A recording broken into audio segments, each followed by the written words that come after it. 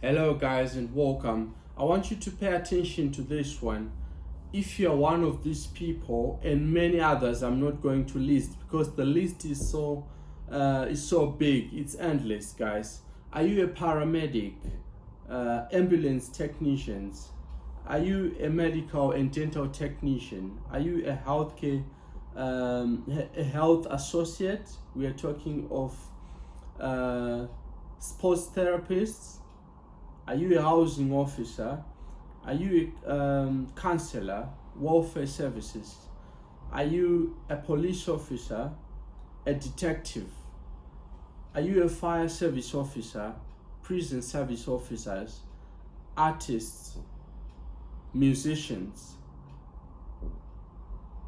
graphic designers, fitness instructors, air traffic controllers, brokers, insurance underwriters, taxation experts?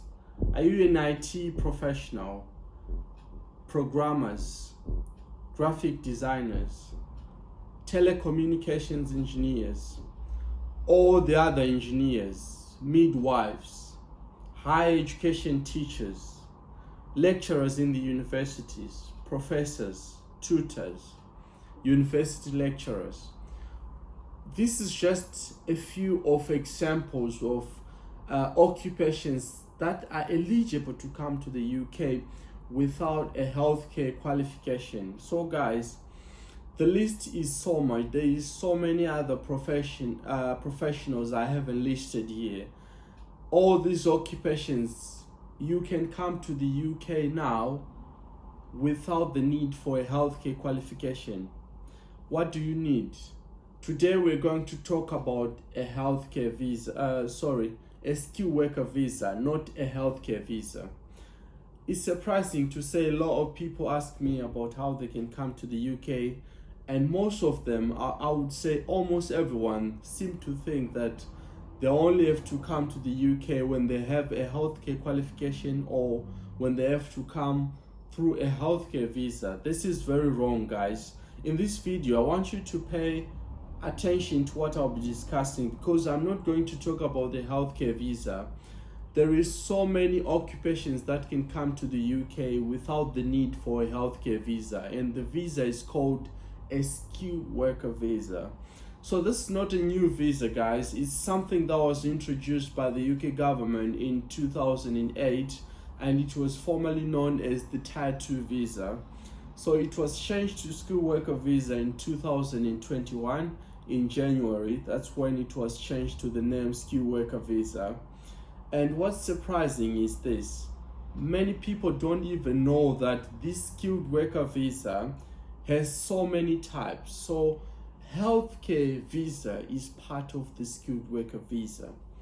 So a normal skilled worker visa is what we're going to be discussing about today. And if you have all these qualifications for all these occupations I just listed and many others, I'll drop the link so you can have a look on yourself. Guys, you can come to the UK. There's no need for you to do a healthcare qualification for that, and you won't need to be a carer or a healthcare professional, a nurse or a doctor. You can all come to the UK as a secondary school teacher, a lecturer, and many others. So here is how it goes. Right, so the process is like this. The first thing is you should have an occupation which follows within the category of the listed on the list of eligible occupations. So the UK government, they have listed some eligible occupations or eligible jobs that you can come and do. So not everyone is allowed to come to work here, not as maids, not as gardeners. You can do that as a side hustle when you come here, but you can only come to the UK when you have an eligible occupation. So think of IT professionals, engineers, education teachers, and a lot of other people. As long as your job is eligible for or is within the eligible occupations list. I will drop the list, guys, so you can have a look and you can refer. So this is number one. Once your job is eligible, you can start looking for jobs. You can apply for jobs. The job search is done online. You don't have to come here to look for a job, or you don't need a connection here to get a job. All is done online. I've done it, and I'm here as well. I've done the same process. You can just have a look on job sites. I'm going to drop a specific video regarding this issue where I'll be teaching you how you can apply for jobs.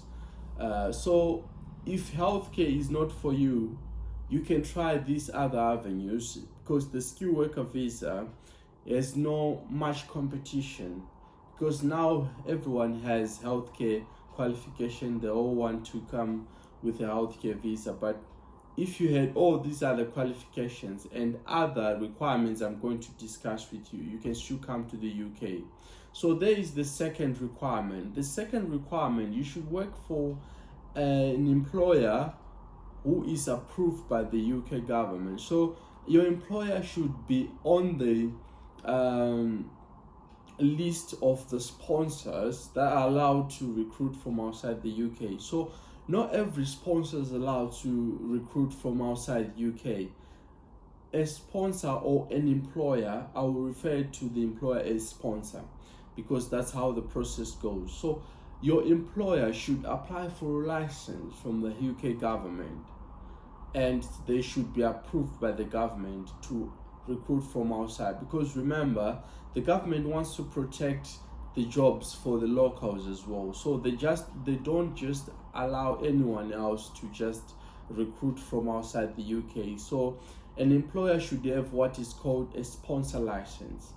So in most cases, in order for you to get employers with sponsor license, this is the most difficult part of this process, because not most of the employers have this license. So you may have to also involve convincing the employers to actually get a license and recruit you, because in most cases, especially if you're coming as a highly qualified person, an employer is willing to go over the process just to get enough labor, because here in the UK, companies are struggling to get employees, but the government just don't allow anyone to just recruit from outside the country.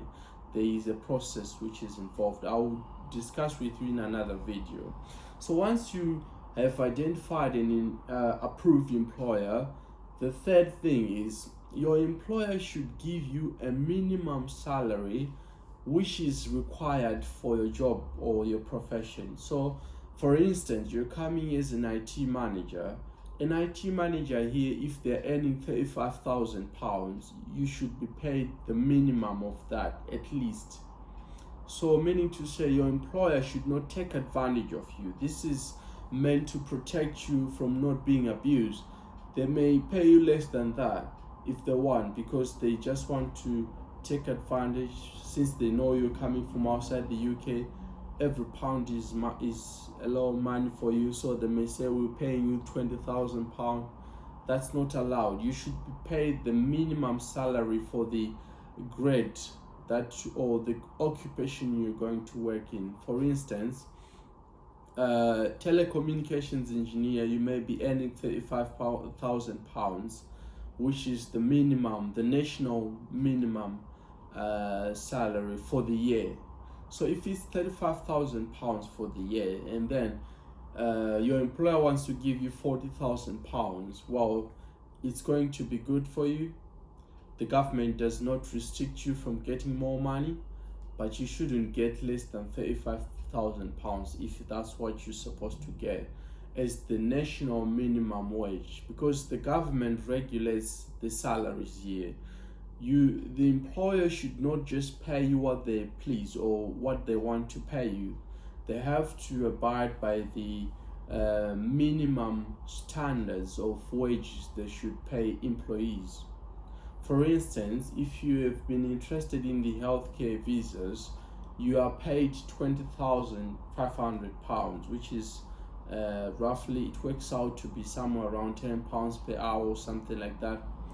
So in this case, you should be paid the minimum against a 39 hour week, not more than that. So your week should be 39 hours per week, which is going to be calculated against the minimum salary that you get.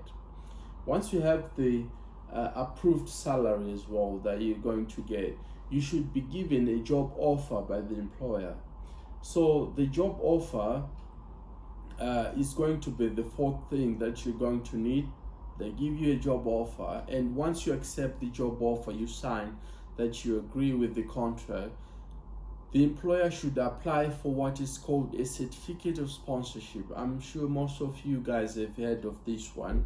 There is what is called a certificate of sponsorship. Most people are familiar with the term or the abbreviation COS. You also need this for skilled worker visa. Remember, like I said, healthcare visa is a type of a skilled worker visa. So you also need a COS for that. So I'm going to have another video very soon where I'm going to discuss what is a COS, and I will be also dropping some necessary links of how you can get companies which are recruiting at the moment very soon. So if you haven't subscribed, please subscribe to my videos, because I will drop links necessary for job seekers as well. Right, so once you have the COS, you have all these 5 things. There are some documents that you need. This is just the minimum requirement for you to get the visa, okay? So to apply for the visa, you have about 5 more documents or 5 more requirements that you need in total. So the first one is you need a police clearance. You need a police clearance if you are coming from any country that you have lived for over a year. The second thing is you need a TB test. TB test results is needed for countries which are affected by tuberculosis. So the government needs to know if you have had it before or not. Third thing, you need the application fees. Guys, this is the most difficult part of this visa, but fortunately I've got good news for you, because most of the employers in the skilled worker visa, they are willing to cover all the costs for you in most cases. In some cases you have to foot your bills yourself, like I did when I came. I had to pay my visa application fee, but the employer paid for my COS. I had to pay as well for my flights. So what you need now for the fee, if you are going to apply for a job now which is on the which is not the healthcare, this is where it gets very expensive. You need to pay £625. That is for the application fee for a visa which is up to 3 years. If you're going to apply for a visa that's more than 3 years, you need to pay £1,400. That's a lot of money. I think most of the people might say, well, that is a lot of money. But once you have a COS, guys, and you have some assets you can sell, because these jobs we're talking of, they're high profile jobs, and most of the times you'll be earning a reasonable amount of salary, which is worth, I would say, sacrifice if you have some assets maybe, but make sure you have the COS until you decide to start raising the money for the application fee. So once you have the £625, this is just for the application fee, guys. There is there's something that's called a healthcare surcharge. This is a lot of money as well, because you need £624 per year. So if you're applying for a 5-year visa, which most of the people apply for, a 5-year visa, you need 5 times £624, which works out to be around 3,000 or more pounds. Yeah, that's a lot of money, like I said. And then finally, you need money in your bank account, which shows that you can support yourself when you come to the UK for the first month until you get your salary. So This money is ideally £1,270 that you should show the Home Office when you're applying for a visa, to show them that you can support yourself when you come to the UK until you get your first salary. So this is what you need, guys. This is what you need. I'll just go over the requirements as well, to just make sure you have summarized everything I've said. Right, the first thing, you should have an eligible job. The second thing, once you have an eligible job, you should have a minimum salary that you're going to be offered by the approved employer. So you should find an approved employer. Not any employer can recruit you. Then fourth, you need also to find you need to get a job offer and a COS, which is the fifth thing. Sixth, you need the English requirement. I had forgotten this one. Unfortunately, I had forgotten this one. I'll just go over it quickly. An English requirement, if you have a degree, guys, this is what most of the people don't understand. You don't need to write an IELTS exam. If you have English degree, a degree that was taught in English, you can just apply for what is called NARIC. But if you haven't got a degree, you can then do IELTS or any other English qualification. You need the TB test, and then you need the money, which is application fees and everything. Then finally, I said you need police clearance. Guys, once you have all these, you can come to the UK without a healthcare visa. You don't have to become a carer to come to the UK under this visa. You can just come using your degree that you already have. All you have to do is to fund yourself. But most of the times, like I said, most of the times employers are willing to cover most of these fees. Like I said, they may cover you the healthcare surgery, which is a lot of money, and then the money which shows that you can support yourself. Most employers can do this. All you have to do in most cases is to pay for your application fee for the visa or the flight tickets. But most of the employers, like I said, if it's not the healthcare, if it's skilled worker visa, then they are willing to cover your expenses. And most of these fees, you need to apply for the visa, guys. So if you haven't subscribed to my videos, kindly subscribe to my videos. If you are new to the UK, this is the right channel for you.